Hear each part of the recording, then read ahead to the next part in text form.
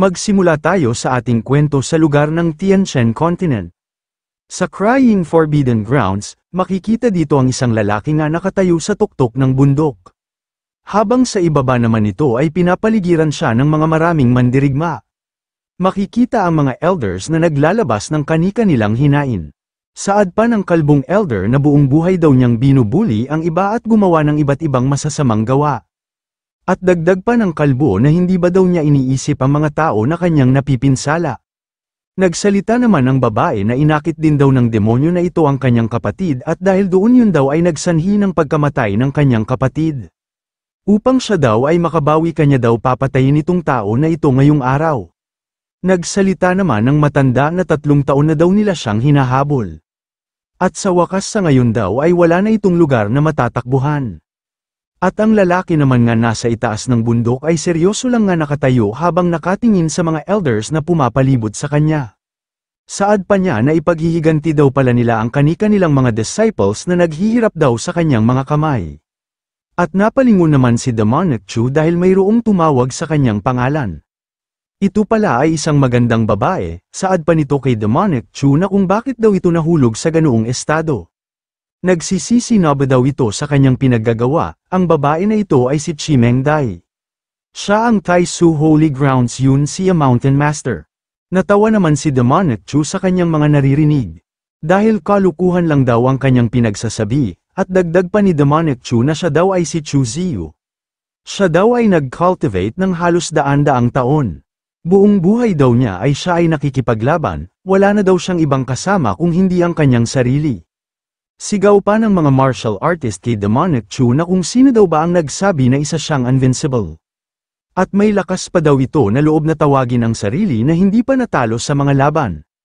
Maangas naman na sinagot ni Demonic Chu ang mga martial artist na ang tangi lang daw na pinagsisihan niya sa kanyang buong buhay ay ang kawalan niya ng oras. At bukod pa doon kung malaya ka sa libu-libong taon walang sinumang tao sa mundo ang makagawang lalaban sa'yo. Biglang-bigla naman si Meng Dai sa kanyang mga naririnig habang seryoso nga nakatingin kay Demonic Chu. Saad pa ni Meng Dai kay Demonic Chu habang naghahanda na ng kanyang pag-atake.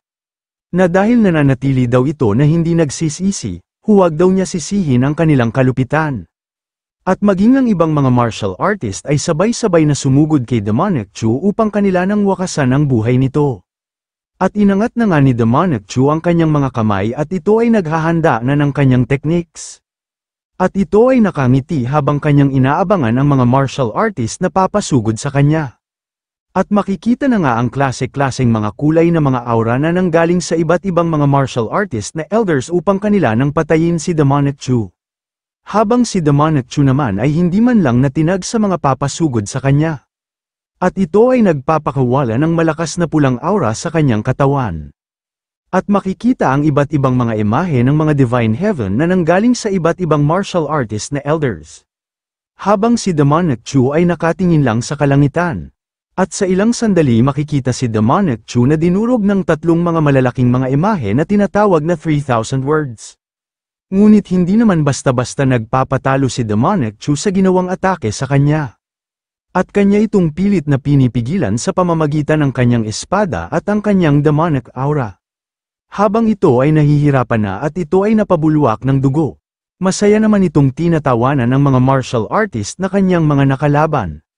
Saad pa niya sa lahat habang tumatawa na sinisira ang hindi masisira upang questionan ang immortalidad. At hindi na natapos magsalita si Demonic Chu ay agad itong napaluhod sa lupa habang hawak-hawak ang kanyang espada. At binuhos na nga ni Demonic Chu ang kanyang buong lakas. At makikita ang mga martial artist nga nakapalibot sa kanya ay napasigaw at ito ay tumilapon dulot ng sobrang lakas na aura na pinakawalan ni Demonic Chu at maging ang buong kapaligiran ay nawasak. Ngunit sa bandang huli kahit na binuhos na ni Demonic Chu ang kanyang lakas ito pa rin ay nasawi sa kanilang labanan. Saad pa ng ibang mga martial artist na iniinda ang pinsala. Na si Demonic Chu daw ay nag-self-destruct, mabuti na lang daw sila ay nakaligtas.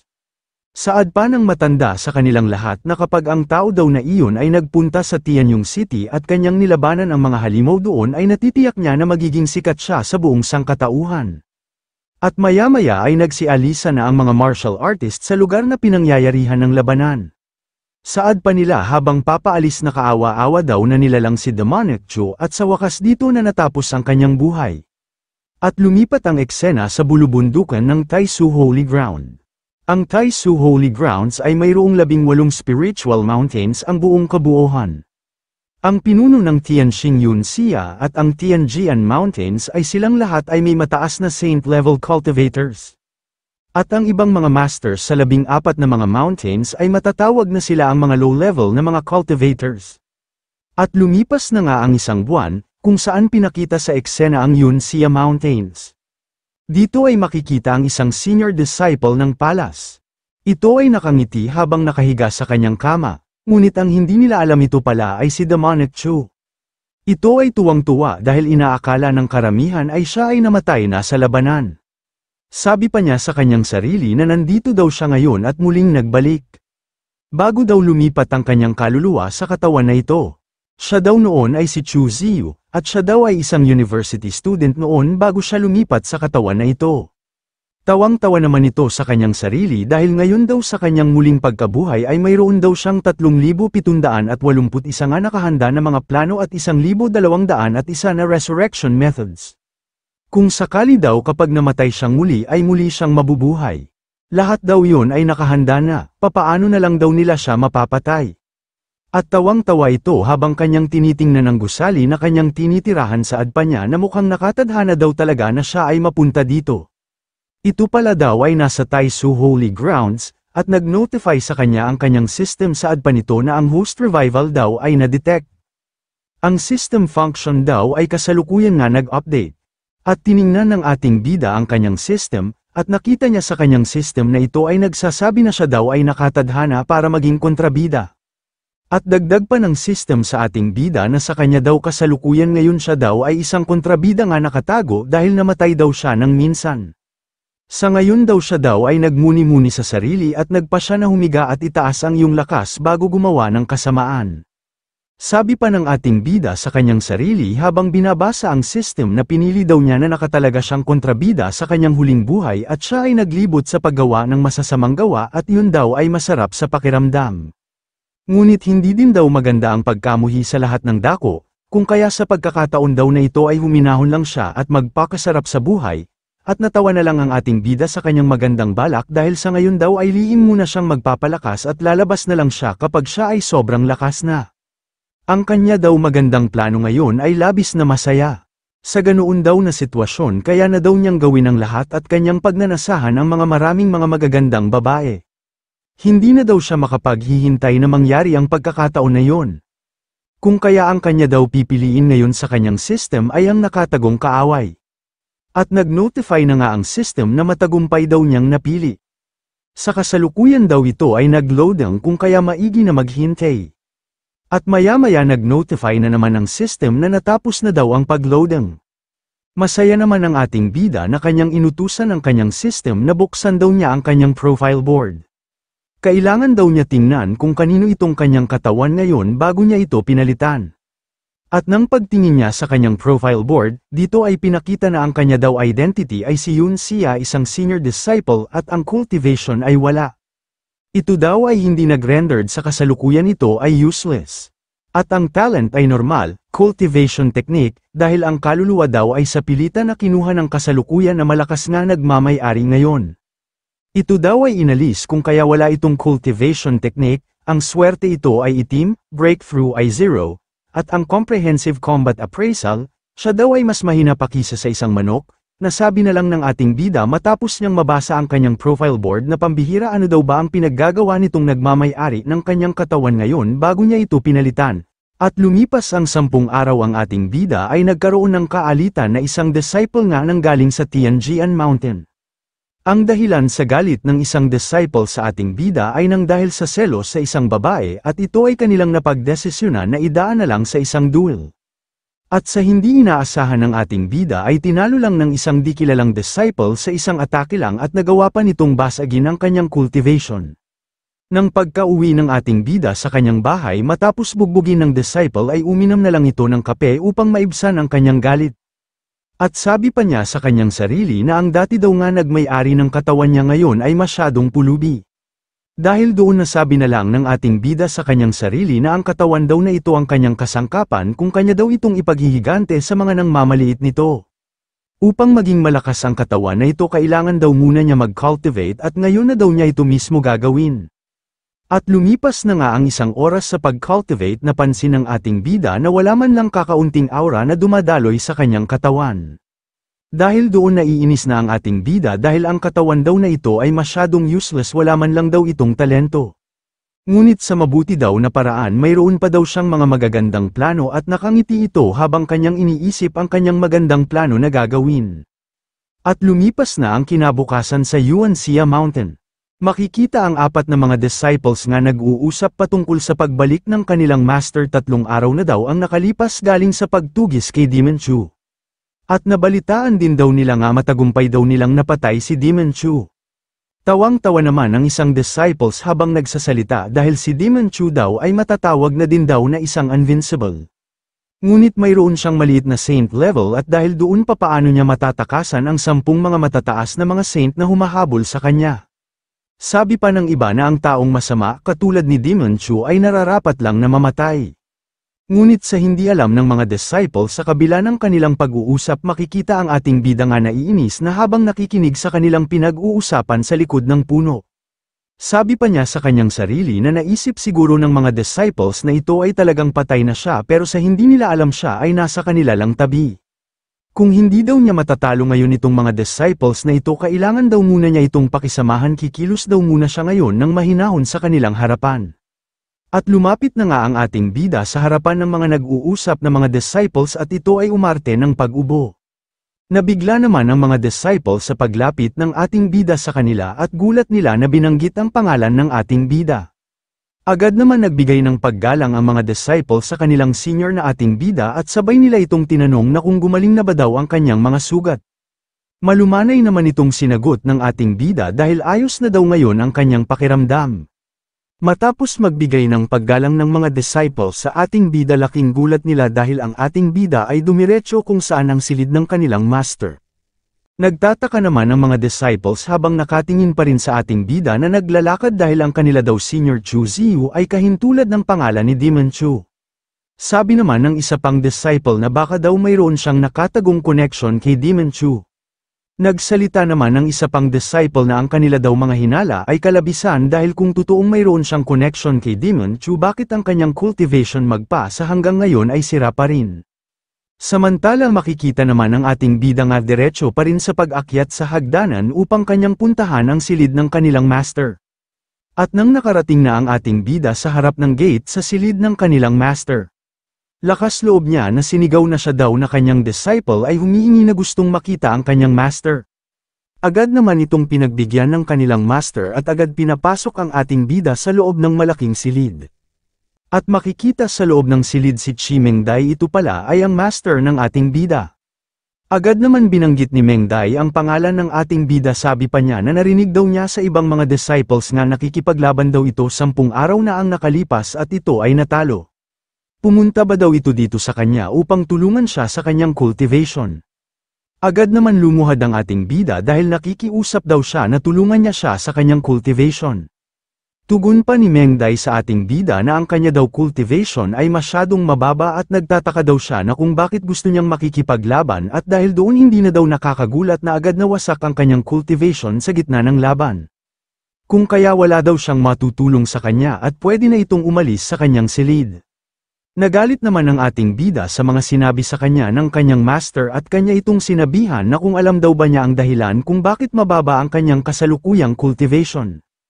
At papaano naman daw siya lalakas dahil maging ni isang mga resources ay wala siya. At dagdag pa ng ating bida sa kanyang master na binigay daw niya ang karamihan ng mga resources sa kanyang mga juniors nang hindi man lang siya sinabihan.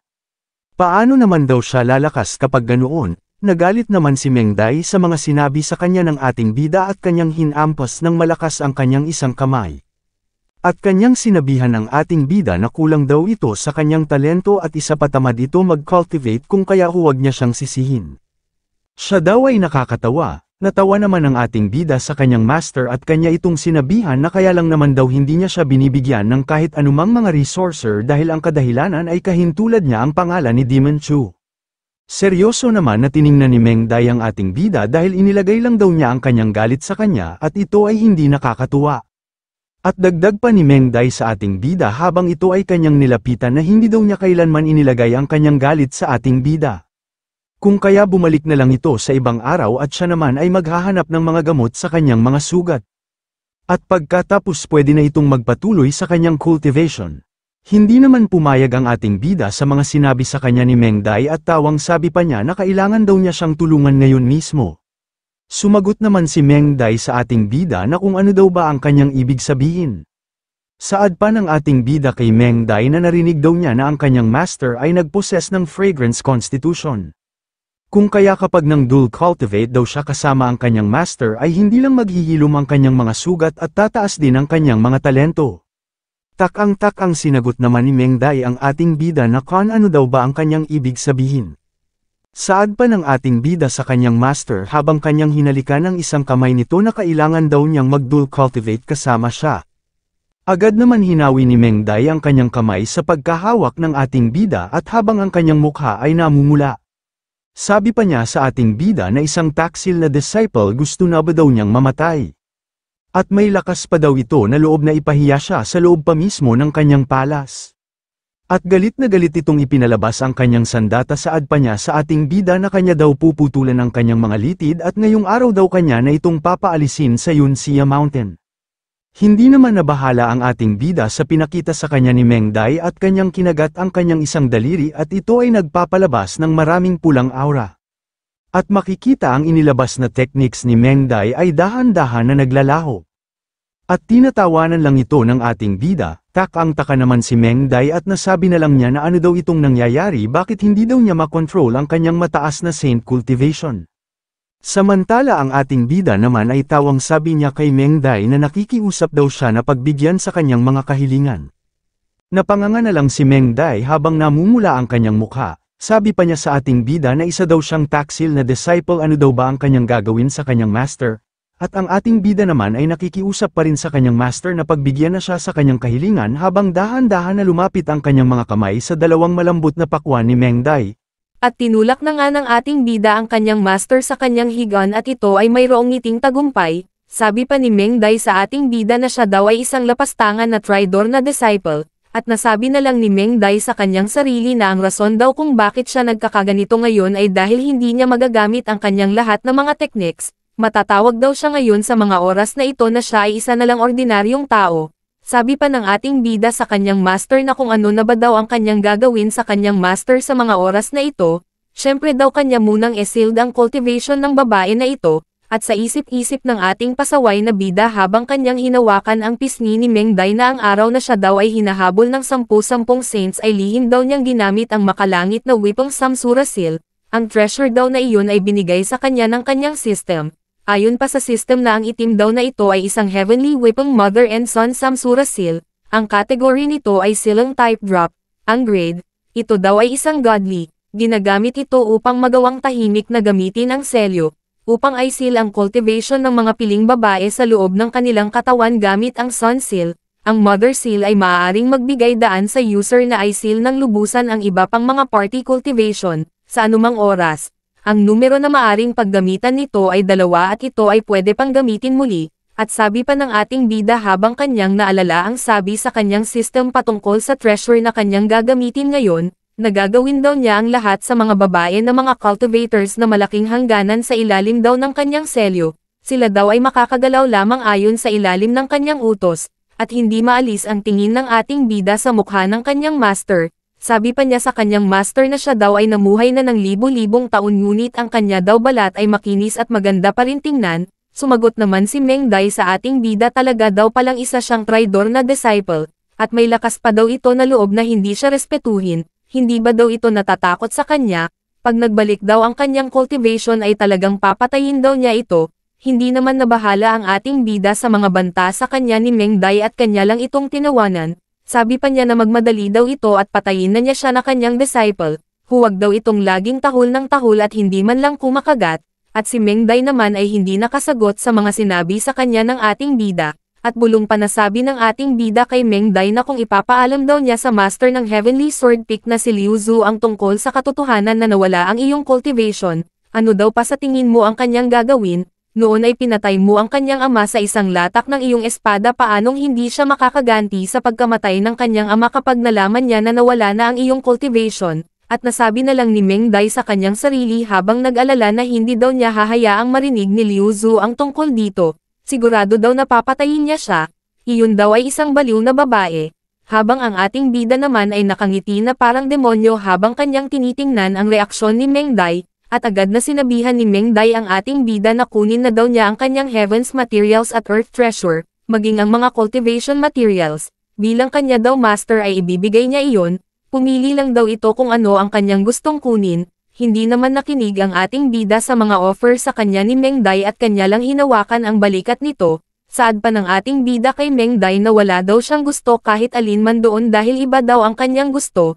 Nagtataka naman si Meng Dai sa ginawa ng ating bida at ito ay napasigaw, at pinatungan na nga ng ating bida ang kanyang master, at si Meng Dai naman ay napasigaw na lang, at nagmamakaawa na huwag daw niya gawin sa kanya ang kanyang masamang balak. At makikita si Meng Dai nga namumula ang kanyang mukha habang gigil na nakatingin sa ating bida, nasabi na lang niya sa kanyang sarili, na ang lakas daw ngayon ng ating bida ay kamangha-mangha kahintulad daw ang kanyang lakas sa isang high saint, wala daw siyang magawa sa tao na ito, at sa isip-isip naman ng ating bida habang kanyang naalala ang kanyang nakaraan na wala daw siyang kaaway maging sa banal na lupain ng Taisu ngunit nakibahagi daw ang babae na ito upang patayin siya.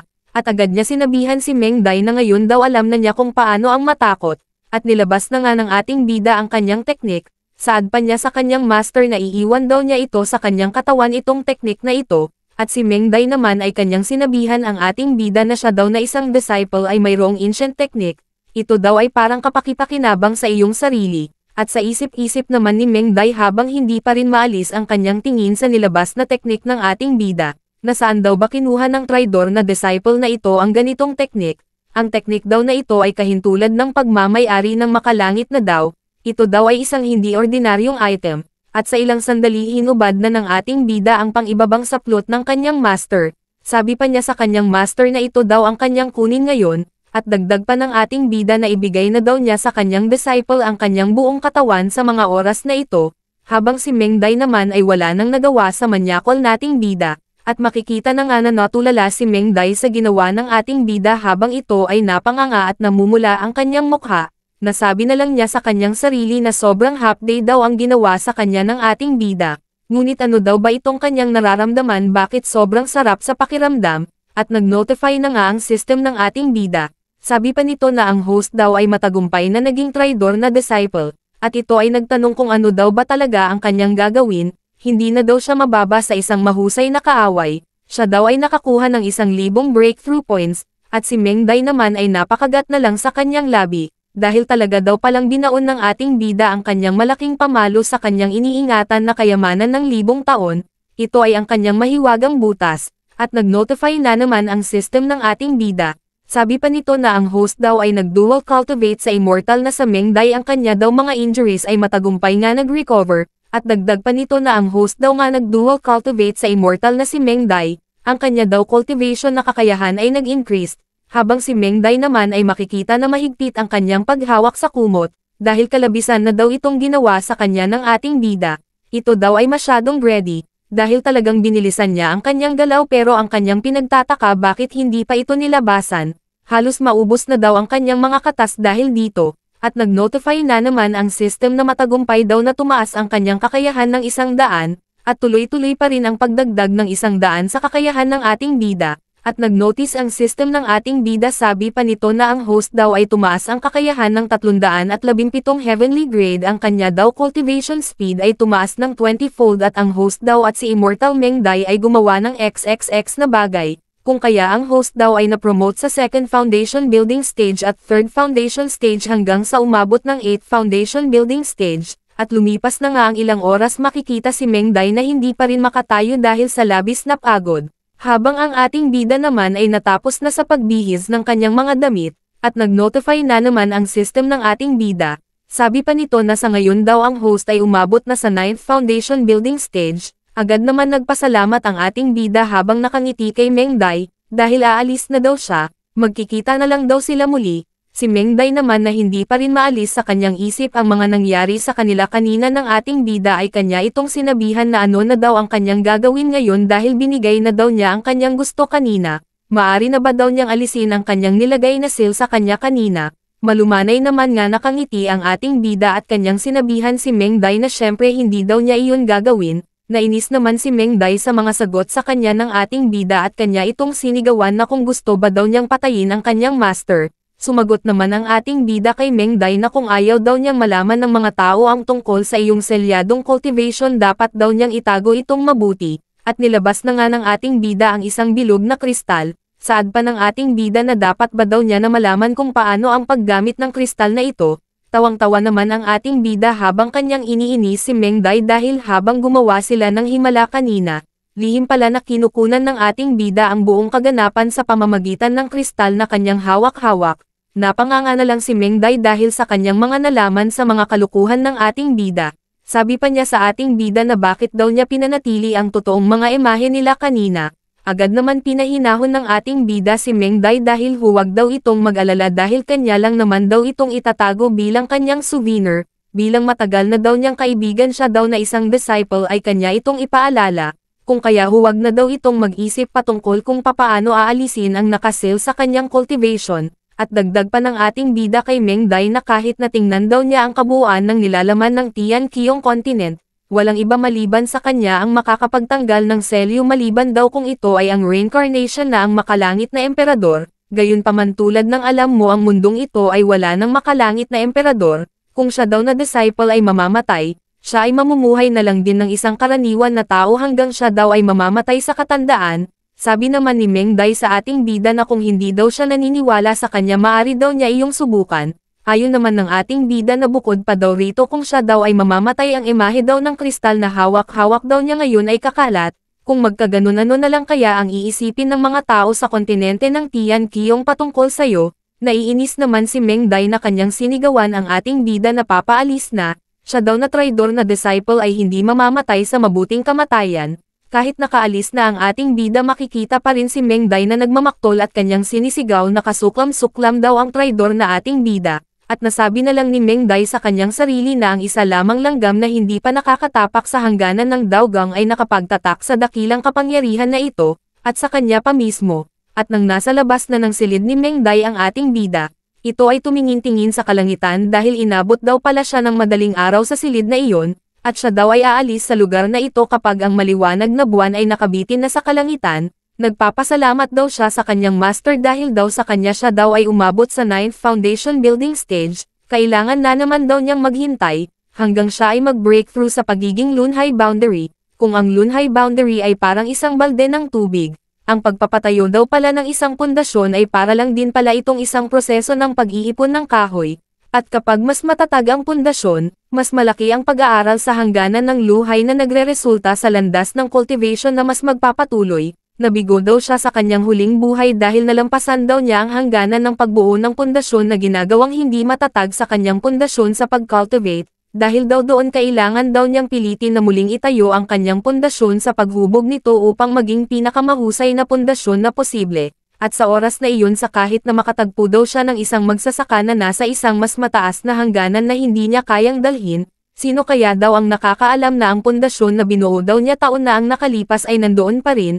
Pero kahit nandoon pa rin iyon paano naman daw siya aalis dito sa Taisu Holy Ground, habang nag-iisip ang ating bida kung ano ang dapat niyang gawin na tuon ang kanyang pansin sa isang silid, ito ay ang office for fast boat, sila ay naghahanap ng tao, napangiti na lang ang ating bida dahil ito na daw ang kanyang perpektong pagkakataon, at pinakita na nga sa eksena ang isang malaking bundok kung saan nandoon ang ating bida. Seryoso itong naglalayag gamit ang flying boat na tila ba mayroon itong hinahanap, at dumiretso ito sa makipot at madilim sa gitna ng kuweba, at nang nakarating na siya sa kanyang pakay, at kanyang nasabi na ang building foundation resources daw ay nakita niyang muli, sana daw ay nandito pa ang bagay na kanyang gustong kunin, at lumapit na nga ang ating bida sa isang malaking bato, at kanyang kinagat ang kanyang isang daliri, at agad nagguhit ng isang formation gamit ang kanyang dugo, at matapos na niyang nilagay ang isang formation ay matagumpay niyang nabuksan ang nasa ilalim ng bato, at makikita dito ang isang malaking kahon ng kayamanan, kung saan naruroon ang building foundation. Tawang-tawa naman ang ating bida habang kanyang tinitingnan ang kahon ng kayamanan dahil lalakas na naman daw siyang muli katulad ng dati, at sa ilang sandali biglang napatigil ang ating bida sa kanyang kasiyahan dahil mayroon siyang mga taong naririnig na nag-uusap sa hindi kalayuan sa kanyang kinaroroonan.